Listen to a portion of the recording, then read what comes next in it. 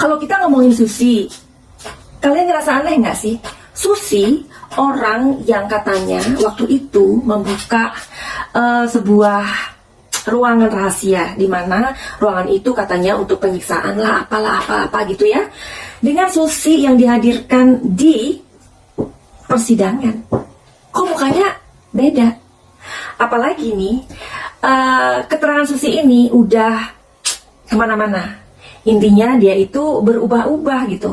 Orang kalau yakin, orang kalau melihat, mengalami ya kejadian yang sebenarnya, pasti cerita itu nggak akan berubah-ubah. Apalagi ketika ditanyain dengan Bapak Hakim, Susi ini diem lama, mikir, matanya itu hitamnya ke kanan kayak gitu. Ketahuan banget kalau dia ini sedang mikir. Terus ketika dia ini ditanya sama PH-nya PC, yaitu Om Febri, itu dengan lancarnya dia itu menjawab begitu. Dan tentu saja ini membuat perhatian dari hakim. Yuhu! Anybody home? Buat kalian yang baru saja kesasar di channelnya Madam Suki ini, aku si pembisik kartu, aku tinggal di Belanda dan di Thailand. Oke, coba ya. Gimana ini? Kita ngomongin PC aja deh. Karena PC hubungannya dengan Susi, dengan Sambo, dan kroni-kroninya itu, ya kan? Tapi apakah kalian ini ngerasa nggak kayak Madam Suki rasakan? Dalam beberapa momen, PC ini kelihatan yang senyum-senyum di sidang, terus gimana dengan gestur tubuhnya yang agak sedikit genit, atau apalah ya. Masa sih? Setahu Madam Suki, orang kalau udah dilecehkan, orang kalau pernah dilecehkan atau pernah diperkosa, nggak seperti itu. Pasti yang ada tertunduk, karena ini menyangkut apa ya? Beban batin. Karena Madam Suki juga pernah mengobatin orang-orang ya. Beberapa orang Madam Suki obatin dan mereka itu mempunyai pengalaman yang sungguh tidak enak, yaitu pelecehan waktu kecil. Setelah dewasa itu masih terbeban, malu untuk menceritain dan apalah ya, pokoknya beban yang benar-benar membuat mereka itu sampai menangis untuk menceritakan. Ini PC dia dalam momen-momen tertentu. Kalau Joshua mau melecehkan PC atau istilahnya dia itu memperkosa, itu sepertinya nggak pernah terjadi. Bahkan dalam sidang pun itu sudah terbantahkan ya kalau itu terjadi pelecehan. Sekarang kalau Joshua membanting pintu, artinya apa? Bisa jadi dia emosi ya, karena juga si Damson atau siapalah ya mengatakan kalau Joshua itu orangnya cukup emosian begitu. Sekarang kita mencoba untuk berpikir yuk, kita mencoba untuk mengurai kasus ini ya, karena ini kan seperti benang kusut ya. Kalau pelecehan itu tidak pernah ada, atau jangan-jangan sebenarnya perselingkuhan yang ada, karena Pak Hakim dan orang-orang yang ada di sidang itu sedang mencari tahu. Kalau pelecehan itu tidak ada, artinya ya perselingkuhan.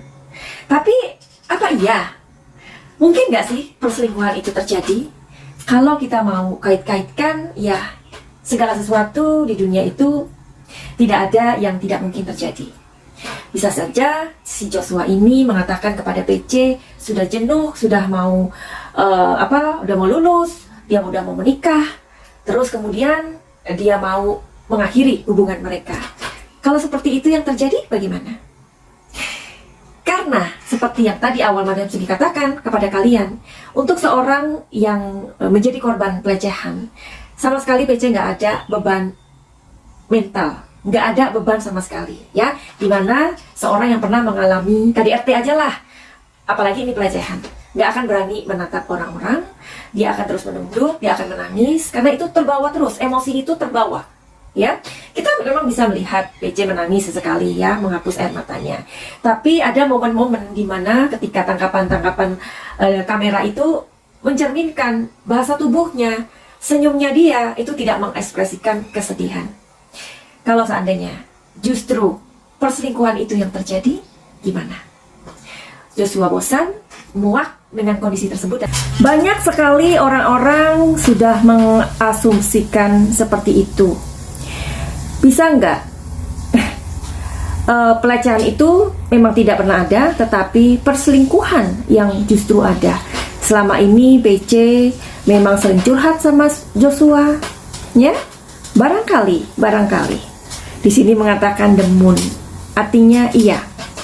Jadi PC seringkali curhat sama Joshua dan ia menjadi tumpahan emosi.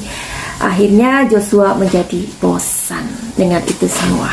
Di sini ada Ace of Swords adalah seseorang yang mau menaklukkan.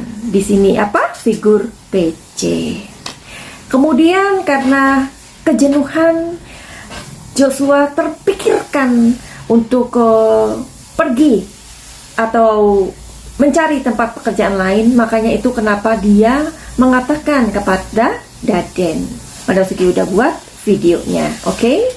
Terus karena sering ketemu, sering dicurhatin tentang suaminya, akhirnya laki-laki dan perempuan. Madam Suki pengen menarik energi di sini.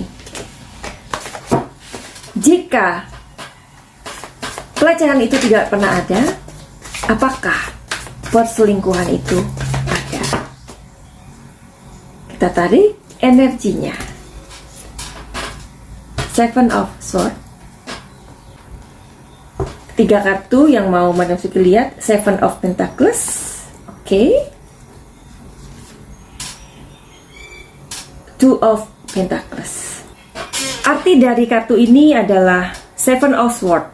Maksud atau tujuan yang tidak terduga. Ingat, kita mencari tahu tentang atau menarik energi tentang perselingkuhan. Di sini ada maksud yang tidak terduga. Dan kartu Ten of Pentacles ini selalu ngikutin PC.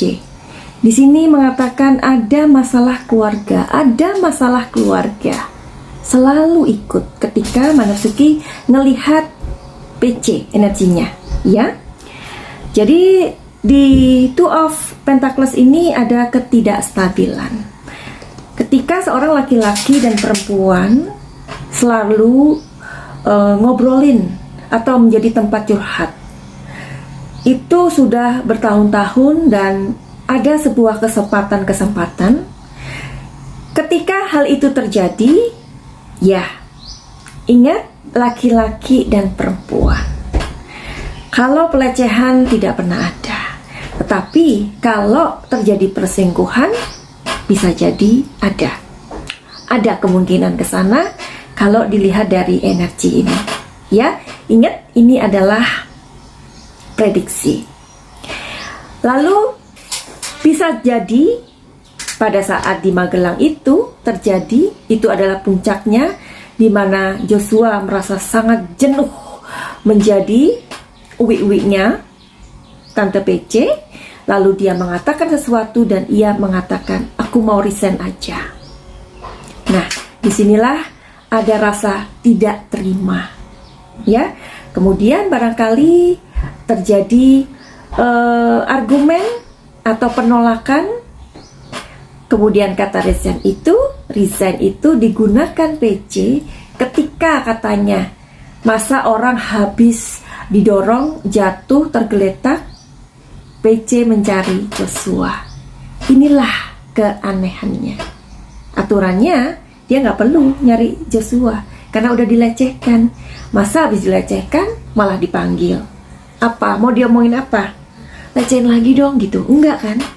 Nah, disinilah sesuatu yang konyol menurut Madam Suki. Orang udah dilecehkan tetapi dipanggil. Bisa jadi kan Joshua sudah mengatakan kepada PC, aku mau resign saja. Kata resign itu dipakai PC. Kemudian dia meng-create cerita itu karena dia ditolak, dia takut terbongkar, dan lalalala lainnya. Akhirnya dia meng-create sebuah idea untuk membungkam Joshua selamanya dengan cara memprovokasi suaminya. Karena Madam Suki juga sudah membuat prediksi tentang hubungan mereka, ya. Karena PC ini sebenarnya sungguh dia mencintai suaminya, tetapi ada banyak hal. Usut punya usut, ternyata mereka sudah lama tidak satu rumah, iya kan? Dimana ternyata FS ini tinggal di rumah atau di rumah Jalan Bangka, sedangkan PC itu ada di Saguling, begitu, iya kan? Tentu saja kesempatan itu terbuka. Mungkin PC juga tahu kalau FS itu sudah ada seseorang. Jadi complicated ya. Nah, gimana nih? Kita jadi ikutan sibuk dengan urusan mereka ini karena meninggalnya Joshua. Lalu bagaimana dengan hubungan kalian dengan suami kalian atau istri kalian atau pacar kalian atau gebetan kalian, ya? Mandosuki pernah katakan kalau kita mempunyai masalah lebih baik diceritakan kepada orang yang tepat. Banyak nih orang-orang yang mempunyai masalah dengan suaminya, akhirnya curhatnya sama siapa? Kawan lamanya. Akhirnya apa? CLBK. Kalau sudah CLBK gimana? Akan mendapatkan masalah baru. Kenapa kalian nggak curhat sama orang yang netral aja? Jadi kalian bisa datang ke Madam Suki untuk menceritakan apa sih masalah-masalah kalian itu, ya.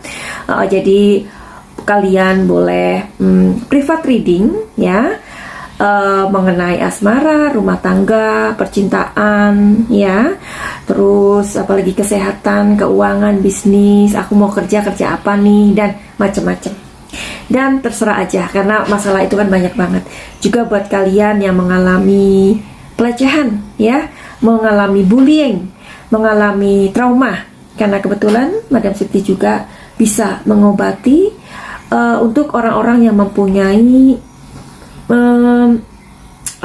beban-beban dalam pikiran ataupun jiwa, ya, ataupun mental, ya. Jadi kalau kita mempunyai sakit di dalam mental kita, pikiran kita, dalam jiwa kita, jangan pernah diabaikan, karena itu akan membuat kita tidak bisa melihat masa depan kita, tidak bisa melihat kebahagiaan kita, bahkan kita juga akan kesulitan mencari rezeki. Oke? Kalian bisa DM di Instagramnya Madasuki atau nomor di kolom deskripsi atau nomor yang di sini, ya. Finally, begitu aja. Send love and light. Salam Jaya.